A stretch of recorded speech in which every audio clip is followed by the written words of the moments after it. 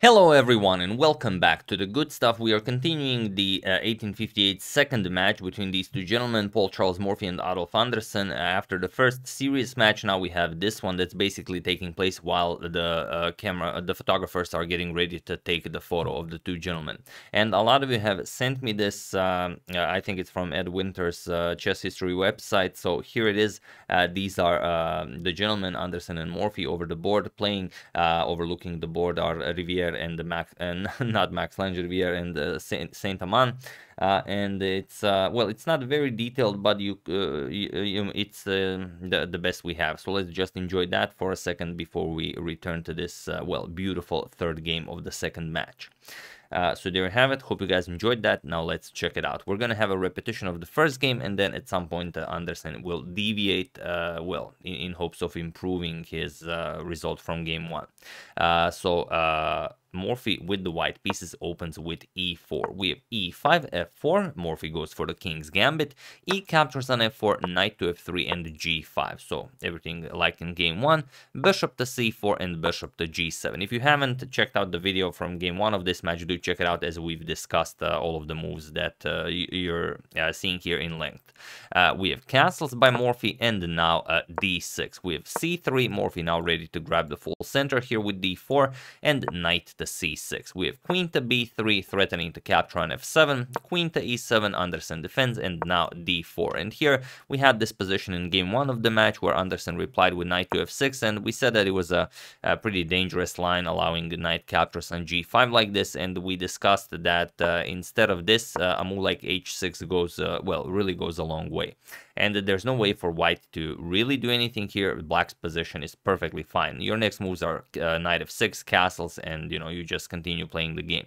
So for some reason, Anderssen did not enjoy this. Anderssen did not enjoy defending. He did not enjoy, grabbing pawns. He wanted to develop and he wanted to attack. Problem is that Morphy was just faster in doing those things. And even if white wanted to bust open with a move like g3, I'm just gonna show a fun line. It's perfectly fine to capture here. There's no way to take advantage of everything honing in on that f7 pawn. Even if knight captures on g5, h captures, and bishop captures on f7 check, we can play king to d8. And now if white wants to win back the piece, then it's a problem. G captures on h2 with check, and now if king h1, queen captures on e4 is a very quick checkmate. Rook f3, queen captures on f3, and if not, if you want to play something else like king to g2, doesn't really matter. Still, queen will go to e4 with check, king g3, rook h3 check, and that's just it. King f2, rook f3 check, and you're getting checkmated. King g2, queen e2 check, and now, well, it doesn't really matter what you play, you're getting checkmated. So after h6, black's position is perfectly fine here, but the theory was not all that developed, and not so much theory, but the defending in chess wasn't that wasn't the point of the game, and the problem is Morphy just defended too well when he had to. So here Anderssen tries a6 in this position, saying, okay, I didn't play knight to f6, there's really no way for white to take advantage of this position, but there is one way. So feel free to pause the video here and try to find this absolutely best move for Morphy while I give you a couple of seconds.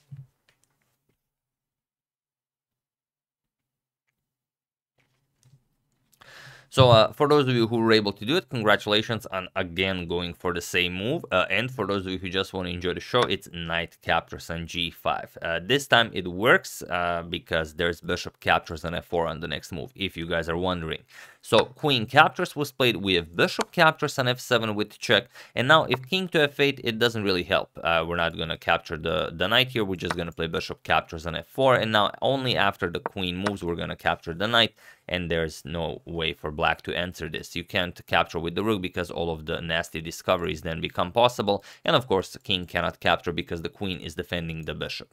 So here after bishop captures on f7, Morphy played Anderssen played king to d8, and now bishop captures on f4, queen to e7, and now Morphy wins back his piece. Bishop captures on g8, and now Anderssen has to find, well, a reasonable way of how to continue the game, and he plays bishop to g4, nothing extreme like bishop to h3 like in the previous game.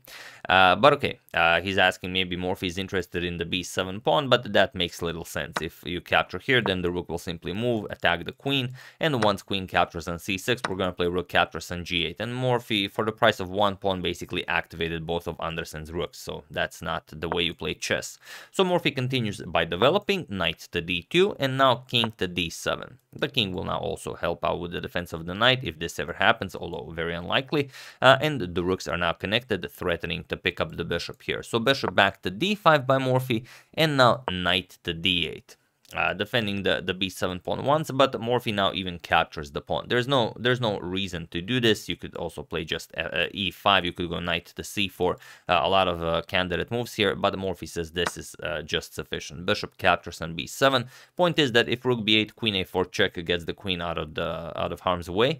So knight captures on b7. We have queen captures on b7, and now Anderssen played a5, saying that all right, now I'm gonna bring my rooks into the attack, and my king is perfectly safe here. But that could not be further from the truth, so feel free to pause the video for the second time here and win the game for Morphy while I give you a couple of seconds.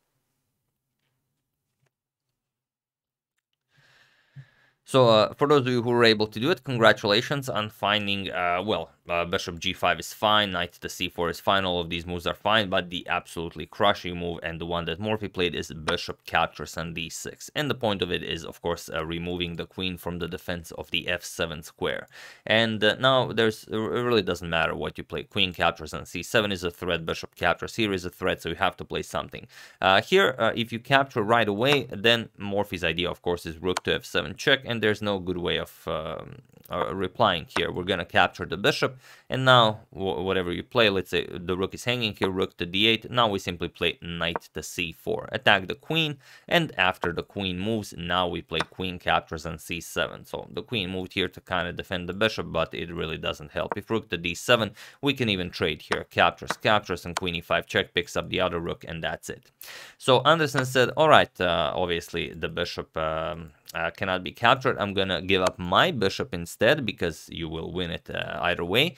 We have c captures on d4, and now queen captures on d6, but now it's pretty much the same thing. Morphy simply played the rook to f7 check, and it was in this position on move 19. Again, Morphy wins in 19 moves, that Adolf Anderssen resigned the game, as there is nothing more to be done here.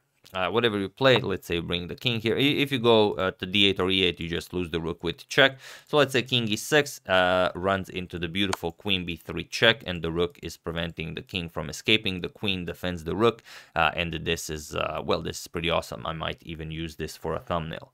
But yeah, you'd have to block with the queen, and then just queen captures on d5 is checkmate. So that's why Anderssen resigned after this rook to f7 check, and yet another victory for Paul Charles Morphy in their second match in Paris in 1858. So it's 3-0 for Morphy. We'll see if it will be 6-0, or will maybe Anderssen have something else to say about this. But like I said, the problem is not with Anderssen's choice of openings or with his ideas. It's just that in this position, he's refusing to play h6. After h6, Morphy would definitely struggle with what to play here. Okay, it's an ugly move to play, but once you play it, there's really no easy way for white to break through. Maybe he will, stumble upon this, maybe not. We'll see what happens next in the saga.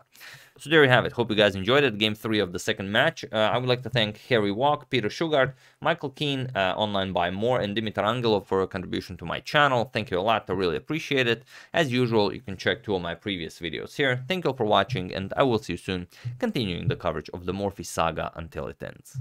Thank you all. I will see you soon, and have an excellent rest of your day.